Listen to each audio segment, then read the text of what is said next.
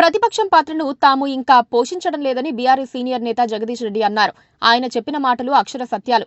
ఆ విషయం బీఆర్ఎస్ నేతలకు క్లారిటీ ఉందని ఆయన మాటల ద్వారా తేలిపోయింది. కాంగ్రెస్ ప్రభుత్వం డకౌట్ అయినట్లుగా మారింది.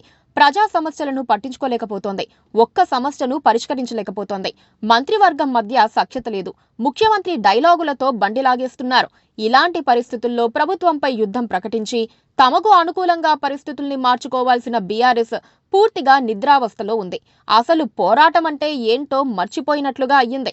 తెలంగాణ ప్రభుత్వం ప్రజల్ని, అన్ని వర్గాల వారిని సమస్యల్లోకి నెట్టేసింది. విద్యార్థుల నుంచి రైతుల వరకు అందరికీ సమస్యలే. 2025 ఖరీఫ్ సీజన్లో తెలంగాణలో యూరియా కొరత తీవ్ర సమస్యగా మారింది. ఎక్కడ చూసినా రైతుల క్యూలు కనిపిస్తున్నాయి. రైతులకు సరైన సమాచారం ఇవ్వడంలోనూ ప్రభుత్వం విఫలమైంది. తెలంగాణలో బ్యాక్వర్డ్ క్లాసెస్ కోసం 42% రిజర్వేషన్ కూడా సమస్యగా మారింది. కామారెడ్డి డిక్లరేషన్లో రిజర్వేషన్లు ఇస్తామని హామీ ఇచ్చారు. కానీ ఇప్పుడు ఆ హామీని నెరవేర్చలేకపోతున్నారు.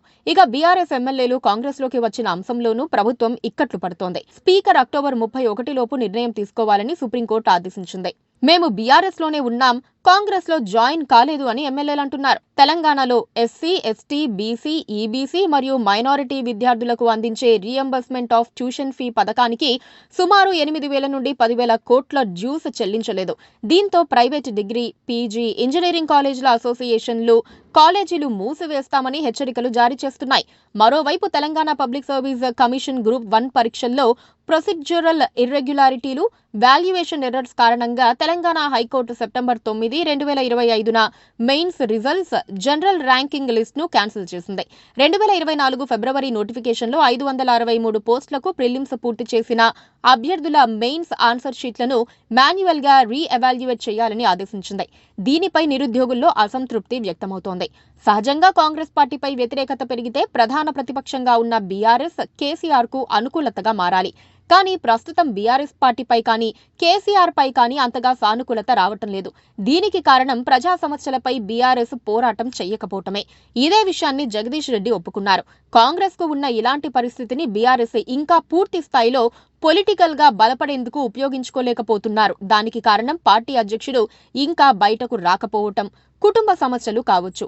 భారత రాష్ట్ర సమితి 10 ఏళ్ల పాటు తిరుగులేని అధికారం అనుభవించింది. తమ చేతి నుంచి జారిపోదనుకున్న అధికారం జారిపోవటంతో నిరాశ, నిస్పృహలకు గురయింది. ఇప్పటికీ తేరుకుంటోన్న సూచనలు కనిపించటం లేదు. కుటుంబంలో ఏర్పడిన కలహాలు, కేసీఆర్ ఇంకా బయటకు రాకపోవటం వంటి కారణాలతో బీఆర్ఎస్ నేరుగా ప్రజాభిమానాన్ని పొందలేకపోతోంది. ఇప్పుడు బీఆర్ఎస్ ను కేటీఆర్ నడుపుతున్నారు. అందుకే బీఆర్ఎస్ ప్రతిపక్ష పాత్ర కొత్తగా పోషిస్తోంది. కొత్త మార్గంలో వెళ్తోంది. ఎక్కువగా సోషల్ మీడియాపై దృష్టి కేంద్రీకరిస్తోంది. ఫలితంగా అనుకున్నంత ఎఫెక్ట్ రావటం లేదు. ఈ విషయంలో బీఆర్ఎస్ విఫలమైందని అందరూ నమ్ముతున్నారు. అయితే సమయం మించిపోలేదు. ఇంకా అవకాశం ఉంది. మరి ఇప్పటికైనా BRS మేలుకుంటుందా? Please subscribe to KTV Telugu. KTV Telugu. KTV Telugu. KTV Telugu channel.